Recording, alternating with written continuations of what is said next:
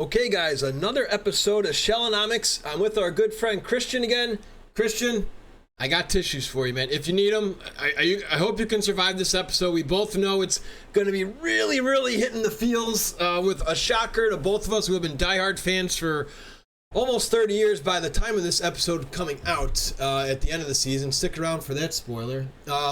But anyways, before we deep dive into Season 3 of the 2012 series, you're really good being like a TMNT Dare Talk O'Neill. I know you've seen the new NECA toys based on the 2012 series. I gotta know your first thoughts. Do you like them? Oh, they look fantastic. Hey, I've seen them online, like the pictures, but I'm big fan of them. They're really, really good, and just as NECA does. Yeah, Really cool. they knocked it out of the park once again, and I'm gonna have to do some digging, or maybe have Casey Jones come over for shop class and see if I can get some extra shelves if I want to get those guys, because there's just too much turtle goodness, too much turtle goodness. So I know that problem. yeah, exactly. And it's like, I don't want to let anybody go either, because it's like they give you that sad look, that toy, when you say, sorry, you got to go in the Tupperware. You got to go, on a different shelf. I try not to hurt their feelings, especially because I'm a big Toy Story guy, so we don't want any bad karma from our toys attacking us. Yeah. Oh, my gosh. All right, my friend. Well, let's get right into it here. We have Seth Green voicing Leonardo making his debut in this season, and it's going to be Within the Woods. So before we talk about the episode, what were your thoughts on Seth Green? He was different. He was different from what we were used to after 2 seasons, from Jason Biggs and Dominic Cantrabone.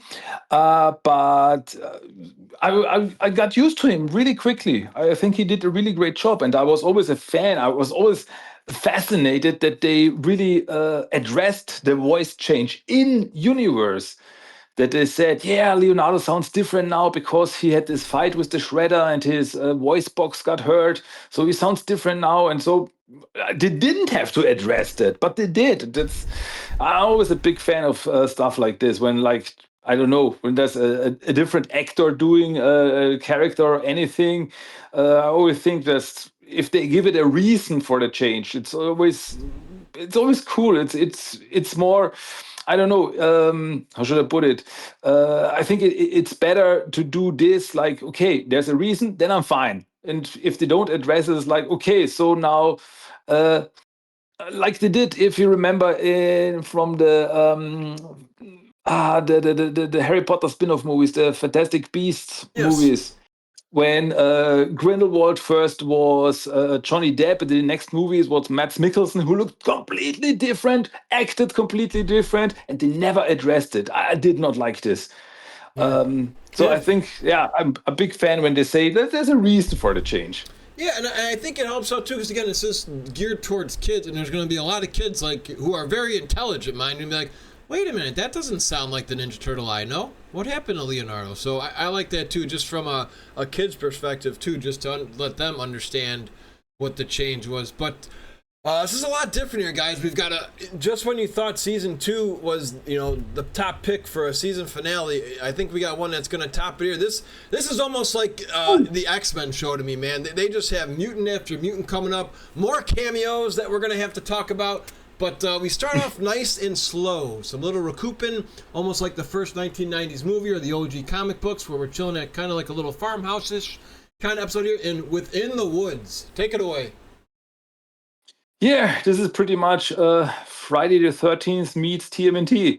So after the Krang invasion, the Turtles, April and Casey, they escaped the city, and they went to the O'Neill farmhouse to relax. Leonardo was especially hurt really bad, and so they tried to relax there a bit and heal. And through all this, Donnie created some mutagen infused medicine for Leo. And well, that didn't go well. He puked it up, and through some mutagen magic, it created a monster, a mutant called the Creep, who is basically Jason Voorhees from the Friday the 13th movie. And I'm a big movie buff, and I love stuff like this when they really address like this is, after all, this is a kids show, okay? But they address R-rated horror movies from the 80s. I'm here for this stuff.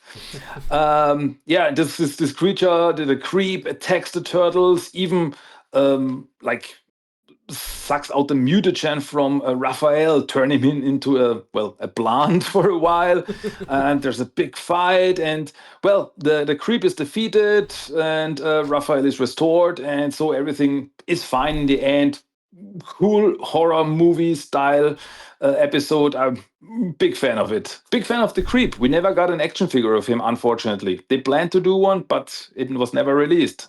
Would have been cool. Yeah, well, depending on how we talked about it earlier when we kicked off our podcast episode here with NECA being in the front, the leader of the pack now with the 2012 Turtles, they delivered a lot for us in the cartoon era, man. We got Rex 1 and a whole bunch of others that we didn't have as kids, so you never know. So fingers crossed, maybe you could send that letter to Santa Claus soon. maybe it'll come sooner than you think.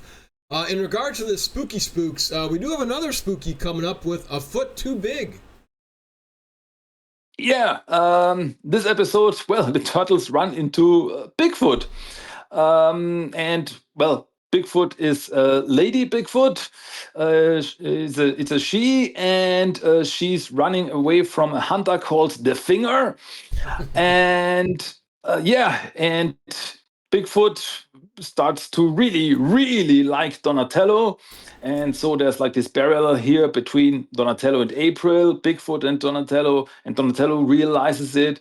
Well, there's a fight with the Finger, Bigfoot is rescued, and Donnie is like realizing like, okay, I see it. I really like you, April, but I don't want to annoy you.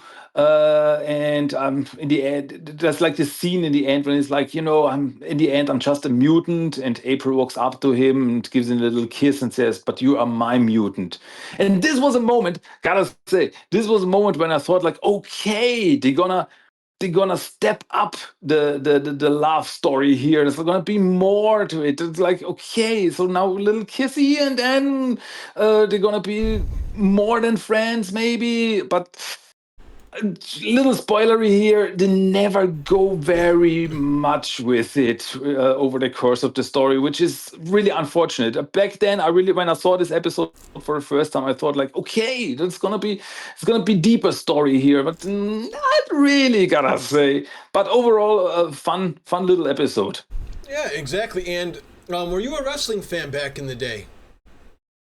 Yeah, 90s, early 2000. I watched some wrestling. Yeah. Did you recognize the voice of Mr. with Jesse Ventura being in this episode? Yeah, Jesse Ventura. Yeah, I know the name. Yeah. The governor and the body, Jesse the Body Ventura. I know that voice, and I'm like, wait a minute, this guy's in Ninja Turtles. I mean, who doesn't love Ninja Turtles? I mean, we have Louis Black, Jesse Ventura, Pee Wee Herman, and we have the first of many coming back to this show in this next episode here, Buried Secrets. I was hyped for this return, even though it was just a quick little cameo. Yeah, this is really one of the greatest one. This to talk about it, the episode Buried Secrets is one of the episodes that I did not show my kids for a long time because, in my opinion, it's one of the creepiest episodes ever. Because in this episode, in the cellar under the farmhouse, the turtles and April find like a Krang spaceship, and within it they find April's mother. And like, oh my God, she's alive! She's here. She was like frozen, and yeah, and the big one.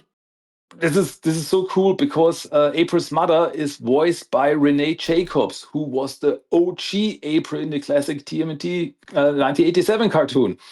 I love stuff like this. But, well, it turns out that she's not really April's mother. She's like a Krang experiment. It's like a shapeshifter. And it gets really creepy when she turns into like a Resident Evil style giant monster. Where like with the turtles inside her, like all this heads popping up. Wasn't this the creepiest scenery? Like the turtles' Oh, heads coming, join us! Like, whoa, ugh, I get chills. Yeah, but well, in the end, the monster is defeated. that takes a lot of you because you've been on here a lot and we've been talking about horror. You know, I am no fan of horror. I still freak out when someone says boo. Not really, but you know, that's my equivalent of scariness here. Like, even Nightmare Before Christmas gives me a little heebie-jeebie. But you just say that because you're a big horror guy and you're like, man, I know my kids and just, this is, we're going to have to wait a little bit till they get at least PG, whatever the H is for your age requirement. For Yeah. you. Oh my gosh. So, as we know, this show has just been kicking butt, obviously, being in season 3. And the writing, I mean, usually, you know, when you're into a show, you're always like, last season was so much better. But this is so similar to 2003 where these get better and better and more characters. And now, I mean, now we get more characters coming in the next episode with a Pinky and the Brain voice actor reunion. Yeah, kind of, sort of. Yeah, you're right. With the Crow King. And another big voice, like I gotta say, cool voice actor, like a little Easter egg there. Because in this episode, Michelangelo in the woods runs into Napoleon Bonafrog. And he is voiced by John Heder, who was the actor who played Napoleon Dynamite. This is the funniest thing ever. Yeah. And yeah, and so there are the punk frogs. The other punk frogs are also there, and there's like this big group of punk frogs, and well, they don't like humans, so there's a big fight with them because April and Casey, they are humans. But yeah, in the end, it turns out fine. Like, hey, come on, there are good humans, bad humans. So yeah, the punk frogs leave, and yeah, this is our introduction to the punk frogs in the 2012 universe. Yeah, just how did you like these frogs, man? And again, you get Maurice Lamar, who was, I believe, Brain's voice in Pinky and the Brain, which is just really, really cool how Rob Paulson and Maurice get reunited in this too. So, how did you like the frogs in this universe compared to the 87?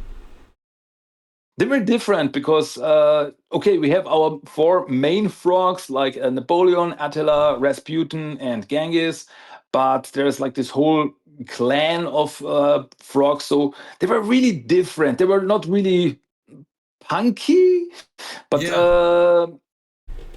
but it worked in this world. It worked for this story, and I thought it was an interesting take on the characters. Yeah, me too. And we also get the punk frogs again in Splintered Fate, the video game that came out a couple of years ago. But in the DLC, you get the punk frogs. Yeah. They are definitely more punkier than this version for sure. Oh man, well, the hits just keep on coming. Let's break down the next episode. Yeah, we're getting back to the horror vibe with the episode In Dreams, which is, yeah, I said before, it's like Friday the 13th meet the Turtles. Now we have Nightmare on Elm Street meet the Turtles. And yeah, because the Turtles, they run into the Dream Beavers, who are this like extra dimensional creatures, like these beavers that can enter people's dreams and like suck out their life energy through it, and the turtles are not waking up. So there's like this whole thing where the turtles are inside this dream dimension, and everything is really chaotic and really scary and crazy. And yeah, the ending of this episode is the funniest thing ever because there's this guy called Bernie who was a scientist who like didn't sleep for 40 years to keep the beavers trapped in the dream dimension so that they don't come into the real world, which they want. And he's got this device. And well, oh, there we also have a fun callback to the Texas Chainsaw Massacre because Bernie attacks Casey in one scene with a chainsaw, and on the chainsaw is written "The saw is family," which is a sentence from the Texas Chainsaw Massacre movies, by the way.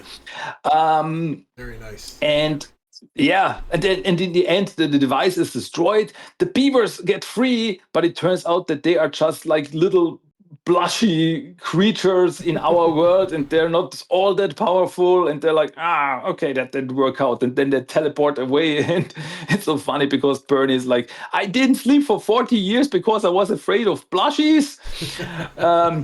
Yeah, that was the end of that. Oh my god, yeah, it's just they did love so much horror, and I mean, is this now?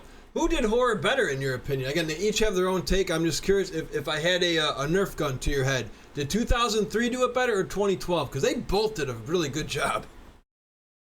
Oh, exactly. Yeah, 2003 had some really great horror style episodes. But I gotta say, the 2012 Ciro Nieli, the showrunner of the 2012 show, is always said sometimes that he is such a big horror movie fan, and that's why he did all these horror style turtle episodes, and he did so many. I mean, here we have like every second episode is a horror story, and yeah, so you can take like the some episodes from a 2012 show and make a whole horror Halloween marathon out of it just with TMNT episodes. So yeah, 2012 I think Yeah.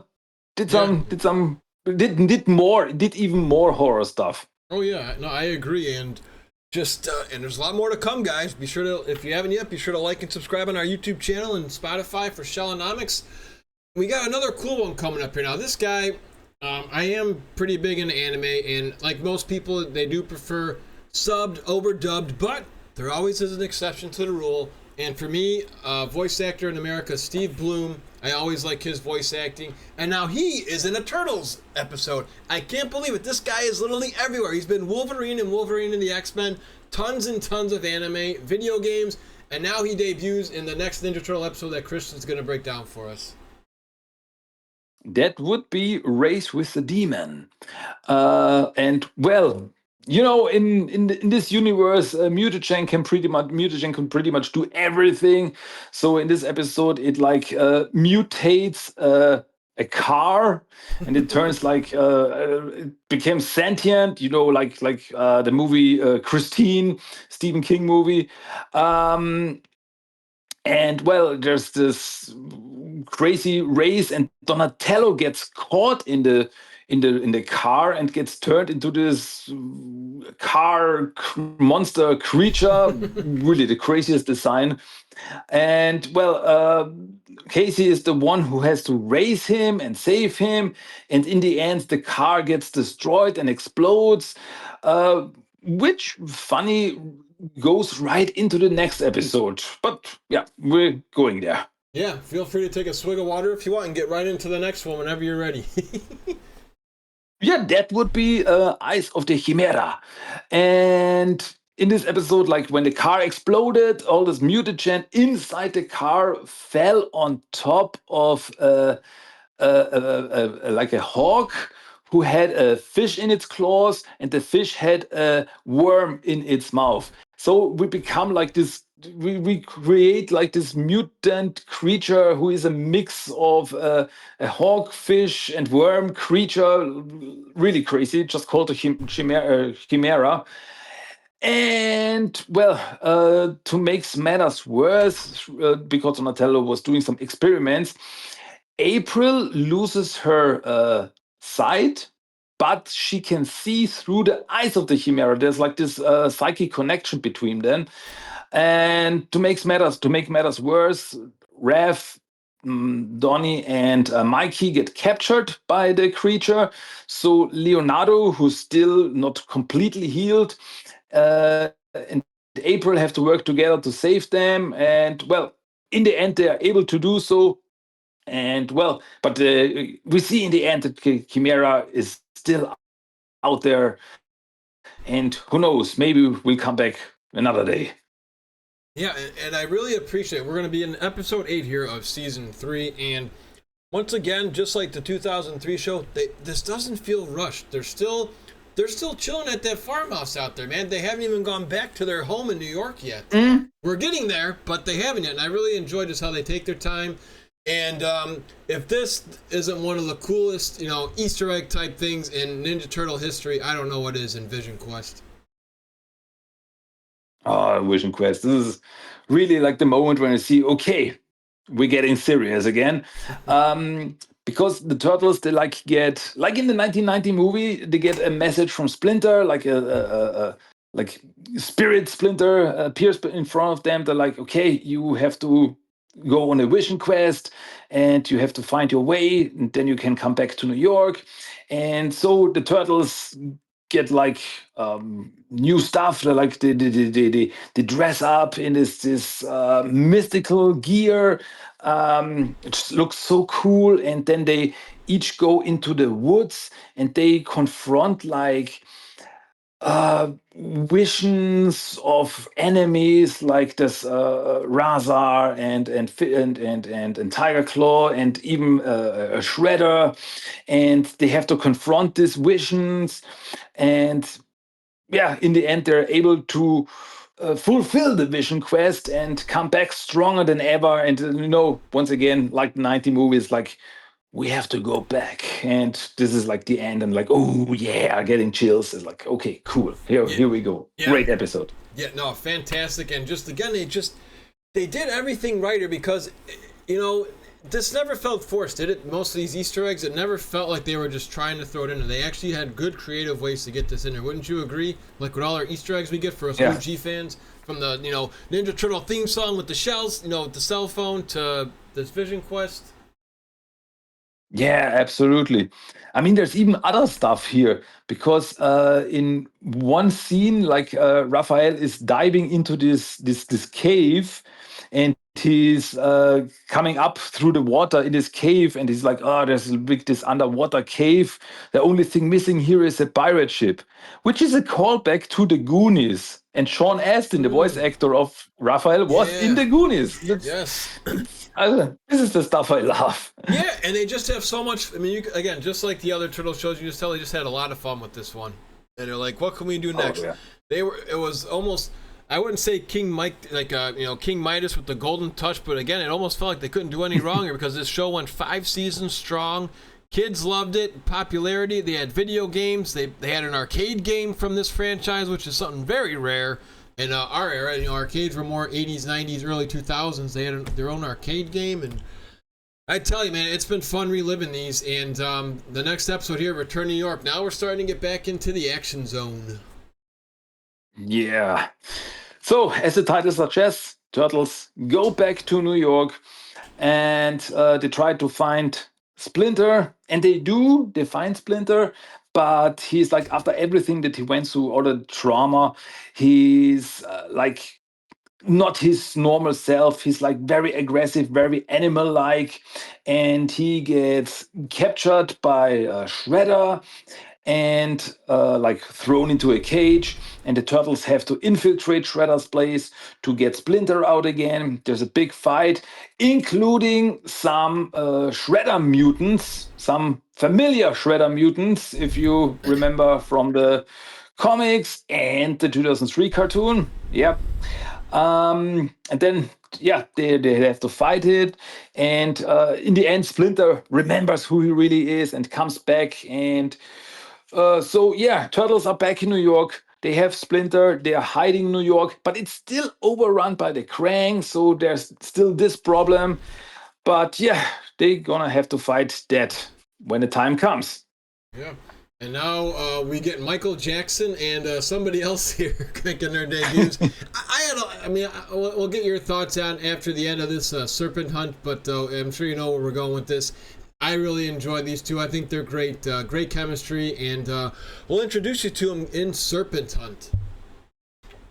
Yeah, in this episode we meet Anton Sack and Steranko again, who are also like caught in New York. They can't get out, and they know that Shredder is searching for Karai, who is somewhere in the city as a snake, and they hunt her because they want to catch her, to bring her to Shredder. So there's like, hey, we give you her and you bring us out of the city. But they are, well, not really successful, and yeah, the turtles, they got caught in this whole thing. But in the end, they get brought to Shredder, like, hey, I know what you tried to do, and I'm gonna punish you for this. And well, they too, they get mutated into some very familiar characters, a rhino and a warthog. And yep, that's where we're going with this. Oh man, yeah, and then we're gonna go right into the pig and the rhino here with the debuts of those '87 infamous duo. Exactly. And yeah, the Shredder sends out the two now mutated Zack and Steranko to like you have one more chance to find Karai, and so they go out there and well, by the way, destroy the turtles, of course, and they run into the turtles. There's a big fight. Michelangelo gives them their names, Bebop and Rocksteady, because he sees this music, the music styles on like a side of a truck. And this is so funny because Rocksteady is like, I like the Rocksteady. And Bebop's like, no, I don't like it at all. What would you have been? What would you have done if standing like to an advertisement for cotton candy? Would you have called us cotton candy and corn dog or something? Um, so yeah, there's like this conflict, but well, in the end, they are even successful. They are even able to capture Karai and bring her to Shredder. So now Karai, as a mutant, is also captured by Shredder, and yeah, it's gonna be a big thing in the future. Yeah. Now, how do you like Bebop and Rocksteady? I'll go first. I like them both. I like Rocksteady's accent. I like Bebop with his hoo-hoo, pretty much paying homage to Michael Jackson in every episode, breakdancing. I like his moves. I mean, yeah, he's like a super skinny dude, but just the chemistry there is great. They're hilarious together. How did you like Bebop and Rocksteady in the 2012 series? Yeah, you gotta say they are very different from Bebop Rocksteadies we know so far, but they are so great. They are so great characters. I love them both. They are so funny. You know, you have Rocksteady with the Russian accent and the skinny dancing Bebop. This is so, and they are so lovely together. Like always, like when there's like something I don't know, something scary happening, like Bebop, hold me, Rocksteady, and like yeah, they're hugging and stuff like this. I'm a big fan of them. They're so great. Yeah, they're great. They're great Bebop and Rocksteady. Different, but great. And they play a huge role if you guys stick around for other episodes. As Christian already knows, they play a big role near endgame of this whole series. So now we got another two-parter. Feel free to break them both down. We've got our X-Men Mighty Mutanimals coming together, and this is just a huge all-out brawl. Yeah, we have the two-parter Battle for New York, where the Turtles are finally going after the Krang because Donnie was able to create some more retro mutagen to turn the humans that got mutated by the Krang back into humans. So the Krang, they are in the city, and the Turtles, they run into a new group of mutants. But the mutants we already know, it's Slash, Leatherhead, Pigeon Beat, and Dr. Rockwell, the monkey. And they are calling themselves the Mighty Mutanimals. So we have the Mutanimals now in this universe. Pretty cool, gotta say. And yeah, Slash is the leader of them. And well, the Turtles, they have a problem with him, especially Leonardo is like, hey, I cannot trust you. You know, last time we met, you weren't really the nicest guy. And Slash, like, yeah, I've changed. So yeah, character development, big thing here. And so the Turtles and the Mutanimals, they work together to fight the Krang, first to stop a mutagen rocket, and then to go to Dimension X to save the humans that were transported there as slaves into Dimension X. And there's a big fight with the Krang, and in the end, the humans get demutated, get sent back to Earth, including April's father, and the Krang, they get sent to Dimension X. So the city is now free of the Krang again. Everything's pretty much back to normal. And yeah, for now, the Krang are defeated. The humans are back on Earth. Everything is back to normal. Big win, I gotta say. Yeah, and I never get tired of hearing Gilbert Gottfried as Krang Subprime. Do you? I could hear him every episode. He's great. He's fantastic. Just the moment when he's talking to other Krang and like, yeah, the Krang say that the Krang, the rocket is ready for Krang to shoot. And the Krang subprime is like, we've been on this planet for centuries and you still cannot talk normally. This is Oh yeah, fantastic. and every time there's a curse word, he just says "Krang" instead. So you gotta be kranging me. Oh, he's got so many good ones. And now this one's I enjoy. It's I'm gonna see if you see the resemblance of the new style of familiar character. Again, this show just shows appreciation for all Turtles culture because we get somebody we saw in the 2003 series making his debut in the next episode here. Once again, in a very different way. Yeah, the episode is Casey Jones versus the Underworld. And in this episode, Casey, goes solo to fight the bad guys, and he runs into the Purple Dragons. Nothing unusual there, but they've got a new leader called Han. But it's not like the usual Han that we know, like the big hulking strong guy. This is like Bruce Lee. He's like Bruce Lee, fighting very fast, very strong. Very interesting take on Han. I mean, I like him. I like his fighting style. He's pretty formidable fighter. But he's not who I think of when I hear the name Han. But hey, it works. It's cool. And yeah, the Shredder and the Foot Clan, they get mixed up also in this whole thing. And then the Turtles come in like, hey, Casey, we're gonna help you. Because there's like some foot ninjas and like footbots and Tiger Claw in the end that they go into this factory to steal some chemicals. That's gonna cause some trouble later on, and the Turtles and Casey work together in the end, fight Han, fight Tiger Claw, fight the footbots, and they're able to defeat them. But yeah, Shredder is planning something. So yeah, that's where we are. No, I agree. Just it's cool seeing Han, but it's like they really kind of just changed him and made a whole 360 with the character from being a big hunky bulky dude who was very competent in the 2003 series too. I mean, he went against Shredder. He showed no fear. But yeah, I'm glad you caught the Bruce Lee resemblance, as did I. So he's cool. Like I said, no harm, no foul. But I definitely would rock the 2003 if I had to choose between 2012 and 2003. But like you say, I'm with you, Turtles fan. It's still cooler paying homage to that character who was a huge, big role in the 2003 series. So coming up next, we've got another friend here with a funky name for the name of the episode because I thought they were going to go a different way, but ends up being somebody from the 87 series here, and a toy too. Yeah, the episode is called The Noxious Avenger. And here we get introduced. We like this garbage man, and he get mutated by accident and get turned into Mugman.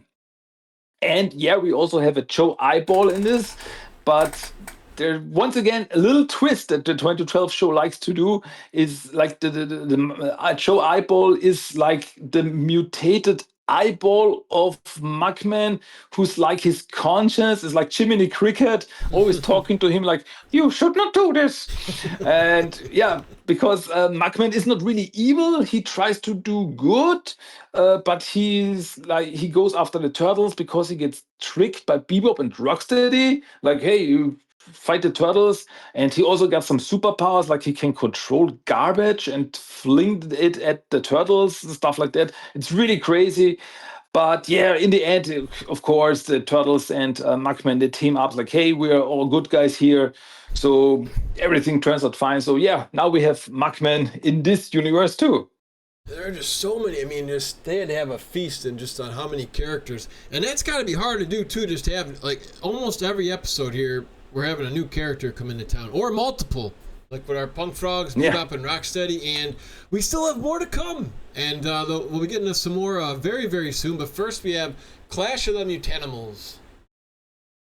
Yeah, in this episode, Yeah, the chemicals that Shredder was trying to get come back into play because he uses it to create like a mind control serum, like with some like little bugs that he puts into the brains of others, like very creepy, blah. And yeah, he's like mind controlling, and he's using it to mind control some of the mutanimals to fight the turtles. And then later on, he's even able to mind control Raphael. And yeah, it's really crazy because Raphael like gets this Shredder claws, like a callback to the Image comics when Raphael became the Shredder. I don't know. So yeah, the turtles have to fight their friends and even Raphael, and but they are in the end they're able to like uh, puke out the worms and get back to their normal selves, and so everything's fine. But yeah, this was just a test for the mind control serum that's gonna come into play. Yeah. Yeah, and unlike our '87 series, this stuff actually works and it's more serious. Not like silly, 4-year-old mix-ups where Bebop and Rocksteady would bodge the mutant. It actually they did it and it worked, which is what I like. Yeah. Is you think of Planet of the Turtleoids where they're supposed to get a lion and gorilla, but they end up getting a bull and a mole. So I just like how the story is like when they say they're gonna do something, they do it. So it is pretty cool how they follow through, but. Here comes a return of one of my favorite voice actors of a certain character, coming up with Mondo Gecko. Oh, dude. Episode Meet Mondo Gecko. We get so much callbacks in this episode alone. Because, well, Michelangelo runs into a mutated gecko called Mondo. And, well, first off, the catchphrase of Mondo Gecko is in this world Cowabunga. So we get the introduction of Cowabunga in this world since it's Booyakasha for Mikey. And yeah, he's working for a mysterious Mr. X, which is also a callback to the classic cartoon, because in the classic cartoon, Mondo Gecko was working for a criminal called Mr. X. Well, in this episode, it turns out that Mr. X is actually a Sever, aka Fish Face. So yeah, there's this fight, and another Easter egg. It's like Easter egg inception. Yeah. That Mondo Gecko is voiced by none other than Robbie Rist, who was the original Michelangelo in the '90s movies. Wow, it's like everything. This episode got everything, and I don't even talk about all the cameos of the bad guys that we see when there's like this skateboarding contest later on. Like we see like Pizza Face and all the bad guys. They're just watching the competition. Yeah. And yeah, we have like this big skateboarding contest between Mikey and Mondo Gecko and Fishface. And of course, Mikey and Mondo Gecko, they team up and become best buddies. So yeah, just like it should be. Yeah. How did you like this version of Mondo Gecko? I think it's cool that they have Mr. X also. They get him back in the story too. Yeah, Mondo is great. He's not really. He's like, hey, I'm a big fighter, but he's not a fighter. He's like always gets knocked around. He's not strong or anything, but I love him. Even if it's just for the voice. The voice is so Yes. perfect. Robbie Wrist is so great. Just hearing Cowabunga in Robbie Wrist's voice is just giving me chills. Yeah. He's great. He's a funny character. Oh yeah, and what's nice too is he's in a good amount of episodes too. He doesn't just pop in and pop out. They did a real good job having most of these characters stick around for a couple episodes as well. Yeah. All right, well, coming up next, character we haven't heard much about with Karai coming around here now with the deadly venom. Yeah, finally, Shredder like reveals his big plan that he's able now to control Karai. Well, he got her captured. Now he's using the mind control worms to control her and to send her after the turtles. And like she's attacking them. She's attacking Casey with her venom and like poisoning the turtles and Casey. And like Leonardo learns a new move from Splinter, like the healing hands, where he can like stop the poison, and he uses it on the others to save them together with Splinter. So yeah, like it's a big thing because like Karai attacks them all, but turtles are able to stop it, and so Karai escapes. But yeah, she's pretty much on Shredder's side now, even though it's not what she wants, because she's controlled by him. So Yeah. yeah. There's no choice, and you'll continue to see that develop more and more. So, now I'm going to say the Yeah. name just because, again, this is why I appreciate you coming on our show a lot here, is Renette makes her debut here. I'm so proud you taught me that one, because otherwise I still would have been calling her Renee, so I'm glad you called it out, because you're like, I'm sure this is actually a good investment if I tell Shellonomics to say the name correctly, because this will not be the last we see of Renette, and here she comes making her debut in this cartoon. Yeah, in the classic titled episode Turtles in Time. It doesn't remind me of something. There was something, wasn't there a video game called that? I'm not sure. Oh, yes. Just maybe the most recognizable one, too, for home consoles.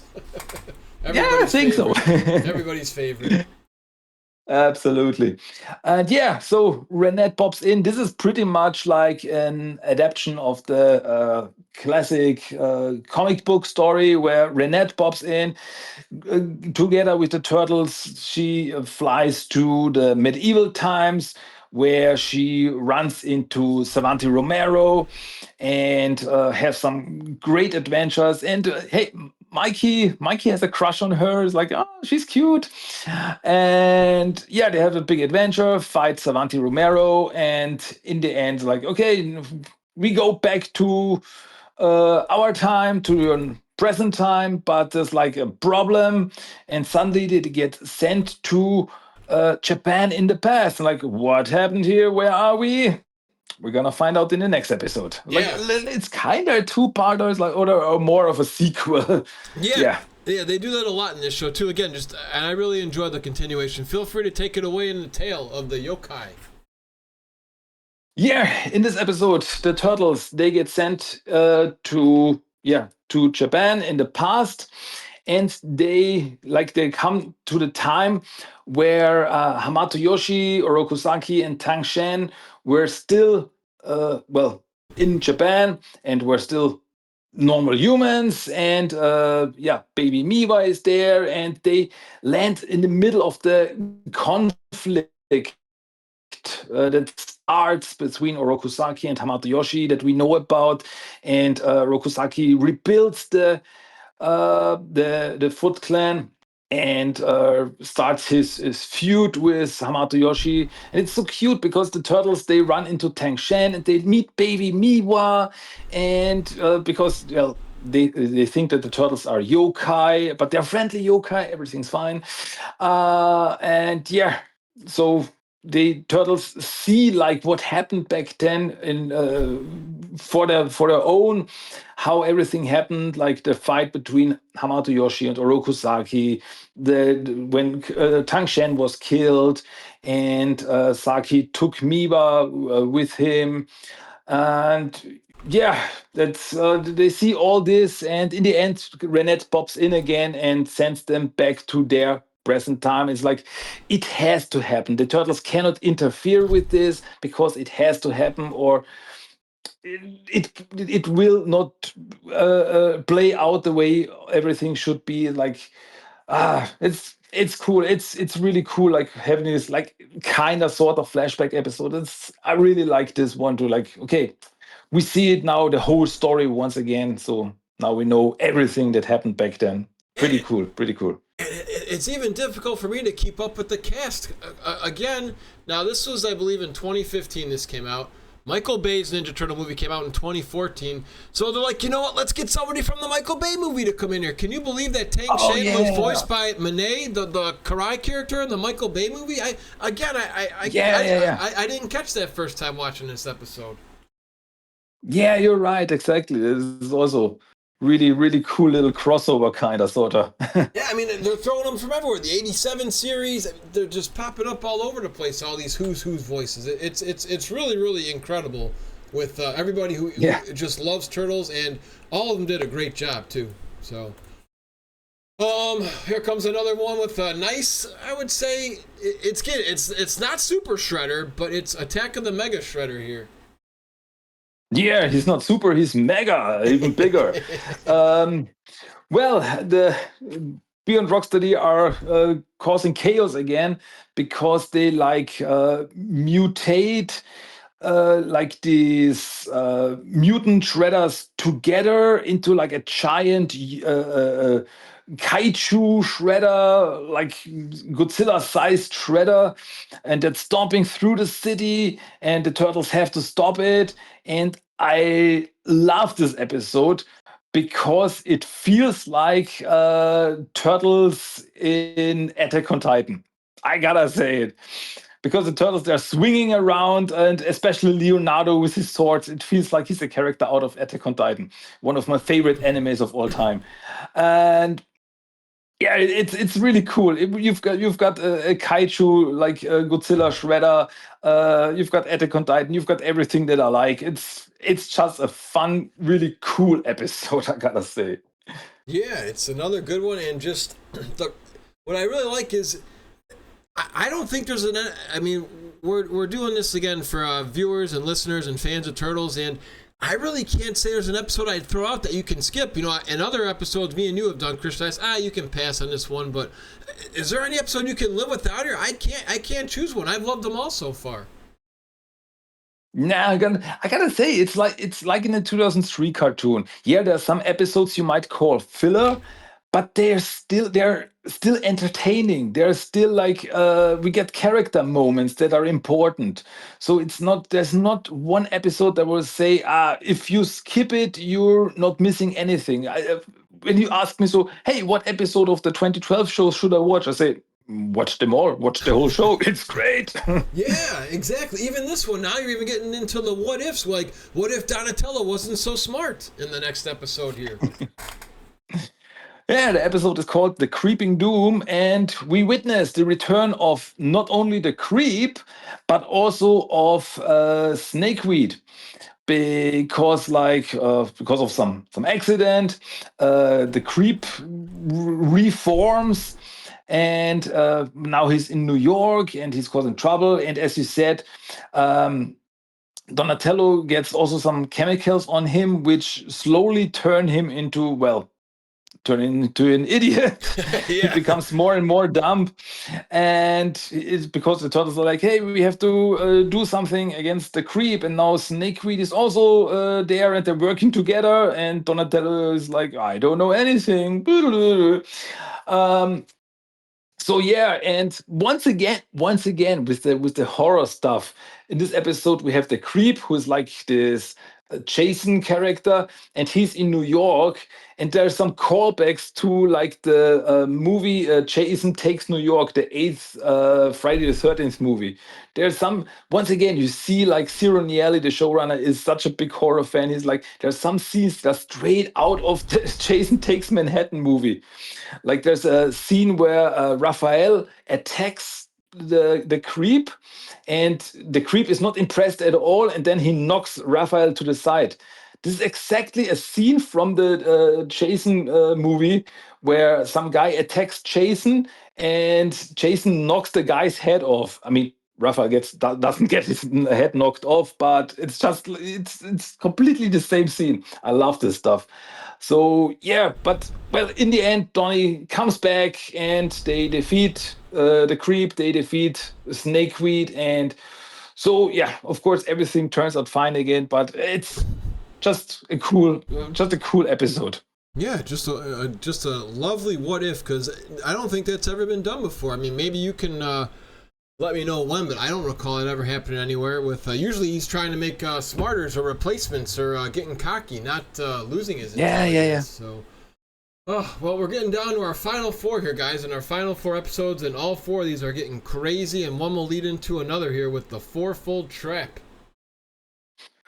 Yeah, this episode you could say it's Turtles meet Saw because Karai, still controlled by the Shredder, captures the turtles and puts them into traps that they have to fight to get out. Like Raphael is caught in like this little room that's getting hotter and hotter, and he almost burns him.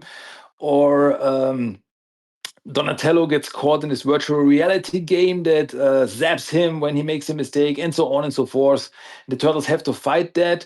All the while, Splinter tries to help them, and well, turtles are able to get out of the traps, and Splinter is able to confront Karai and uses the healing hand technique that we learned from earlier on her to so that the mind control worm get out of her. And at first, it does not seem like it works. Karai gets flushed away.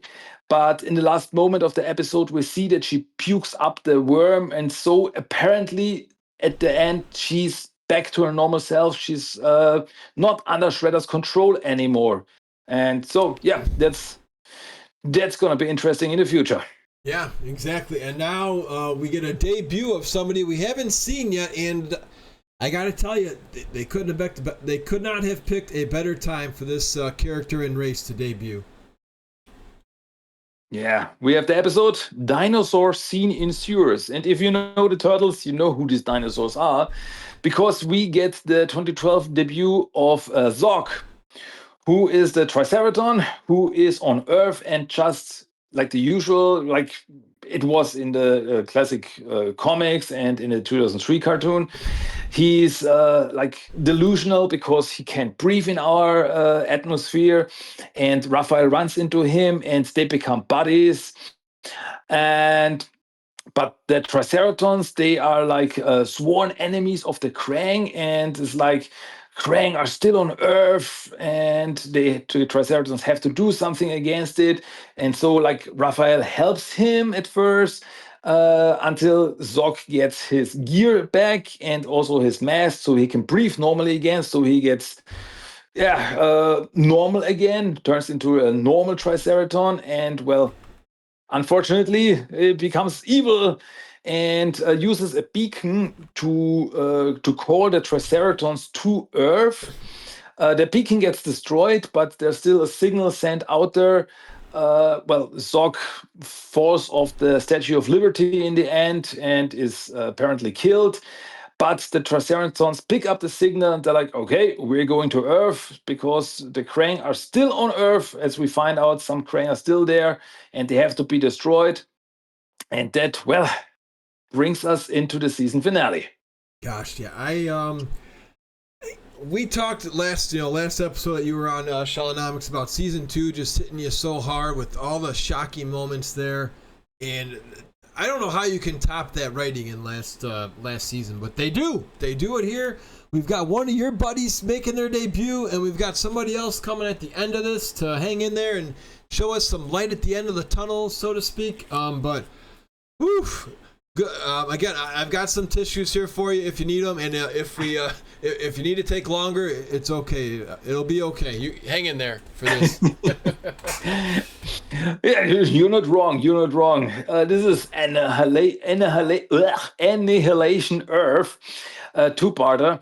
And yeah, this is, I always said with the last two season finales, I was like, oh, this is such a big finale. This is such a big finale. And it gets even bigger in every time. So now this is like, I gotta say, the most shocking one. This is when I first saw the end of this, I was like, did this really just happen? But first off, at the start of the episode, we meet, the turtles run into a character named Bishop. And in this universe, Bishop is an Utrom, and he's like a friendly Krang. So because the Krang, they're like this hive mind, and the Utroms, they are from the same like the same family, but they are not part of the hive mind. Like they were not corrupted by Krang Prime. And yeah, Bishop is like this agent, and he's like he wants to help the turtles because he knows first off the Krang are still on Earth, and second the Triceratons are coming to Earth. And what do they want? The Triceratons really want to destroy the world. So the Triceratons have a big invasion. There's a big fight, and yeah, Michelangelo gets captured by the Triceratons, so the turtles have to get to the mothership to get Mikey back. And there's a big fight with the Triceratons, who are preparing the black hole generator, which is like this device that will create a black hole that will suck up the whole Earth, destroy the whole Earth, and the turtles have to stop that. So there's a big fight, and everyone is in there. The turtles call them mutanimals. The Mondogecko is there. Mugman is there. All of them have to fight them. And even Splinter goes to none other than Shredder and says, "Hey, I know you hate me, but the Triceratons, they will destroy the Earth. And that includes you. So we have to work together now." And Shredder even agrees to that. So they all work together. Even Shredder and the Foot Clan work together against the Triceratons. And just as first shocker, just as Splinter is about to stop the black hole generator, Shredder attacks him from behind, stabs him through the chest, and kills Splinter. This moment just alone, like, what the shell just happened?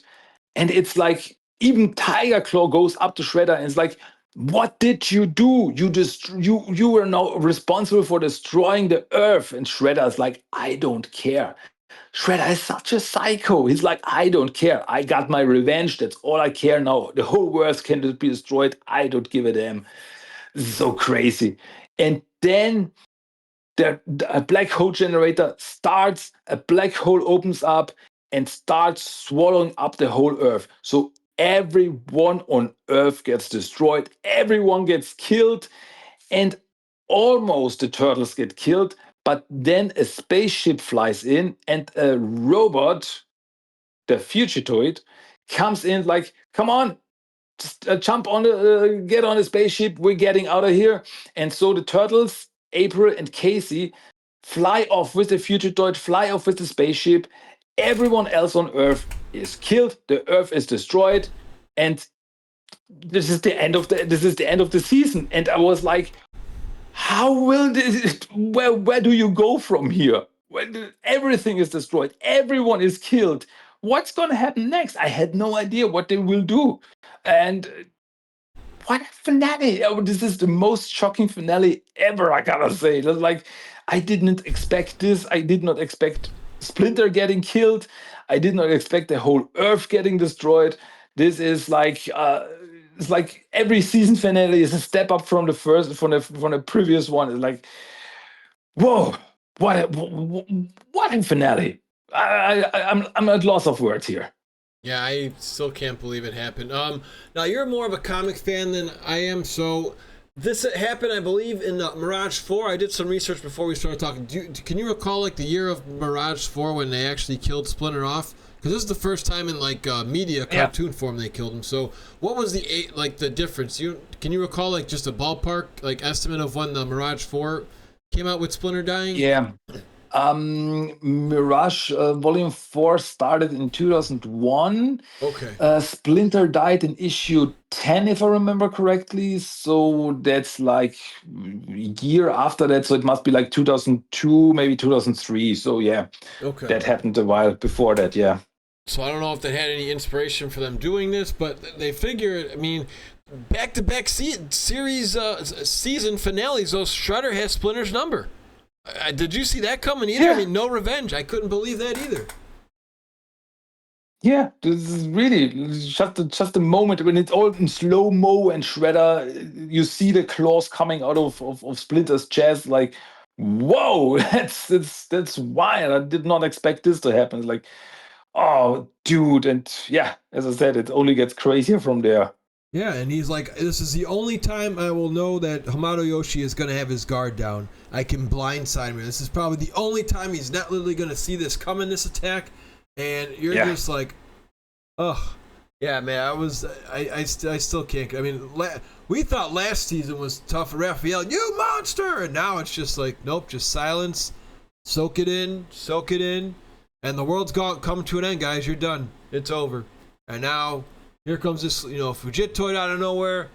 You better get in. April's like, we got no choice. We have to trust him. Yeah, exactly. And that's how it ends. So, dude, yeah, I mean, this is unbelievable. And I really encourage everybody to check these out because just like the 2003 show, this has aged very well. This show's, going to be close to 10 years old when we're done breaking down every season. It started in 2012. Final thoughts on this season. I mean, we had a lot of returns. I mean, Robbie Rist is here. Renee Jacobs is here. Jesse the Body Ventura. Just so many celebrities are a part of the show. You get, like I said, there's a lot of, horror's always been popular, but I think around like this time is when horror was really getting big. Now it's all over the place. People are celebrating Halloween on New Year's Day, man. They just love Halloween. So, is there anything to you that, I guess, besides Splinter's death, because I don't know how you can top that as your top shocker or just moment. Do you have any other favorites here?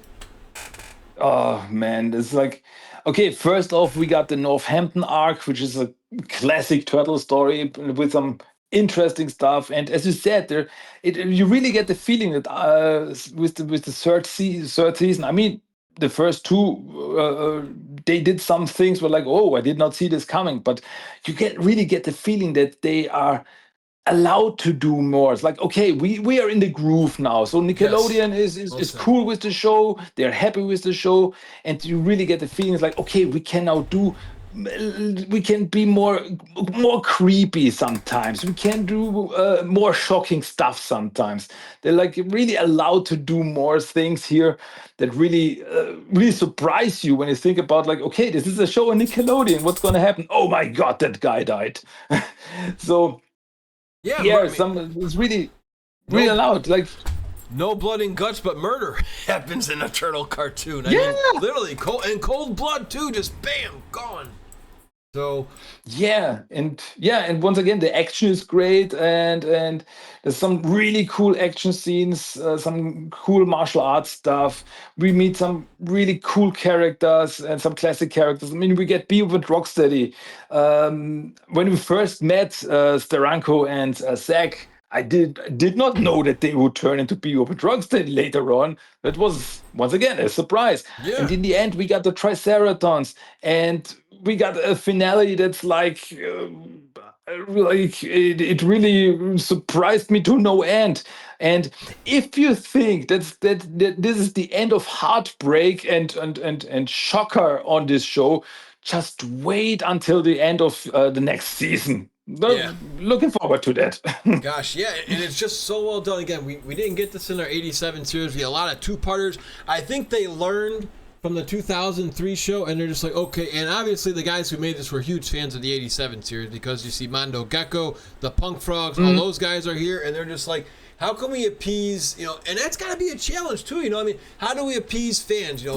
Turtles at this time was nearing, 30 years old. You got adults who want to watch this, and like you say, you're watching it with your kids. So, I mean, that had to just be a challenge too, wasn't it? To make sure they got everybody, to be happy with this show? Yeah, but somehow they succeeded. Like we had fun episodes that were just sometimes a little bit goofy and fun and entertaining and big laughs, and then we got big shocker and tear jerkers and big action scenes. People get really hurt, and it really they have everything. They really put in everything: the horror, the fun. It's there's something for everyone, I guess. Yeah, exactly. And if anybody wants to check out more breakdowns of whether it's 2012 series, 87 series, 2003 series, comics, toys, games, Christian, where can they find you, brother? Man, if you want to check out more from my side, you can check out my podcast, which is Teenage Mutant Ninja Turtles Dead Talk, which you can find Spotify, Apple Podcasts, pretty much everywhere. Or just go to the website, tmnttalk.com. You can find out everything there. All the social media stuff is there, and hey, check it out. I'm I'm from Austria, so I'm doing German episodes, but I also do English episodes every second week. So there's something to check out for everyone. Hey, check it out. Maybe you think, hey, that's funny. Maybe it's entertaining. Especially horror fans, because I this is not a horror channel at all, and you're able to pull in all those Easter eggs. I'm getting my hair on the back of my neck's been standing up. You're like, yeah, man, we got Freddy Krueger in these shows. We got Jason in coming. Like, oh my god. So it's just the list goes on for horror here. So as always, my friend, thank you so much for being here. Before we do our next episode, I'll make sure we get another box of tissues. I know we went through a lot of them in this one, and we're definitely going to need a lot more of those for season 4. Oh boy, yeah.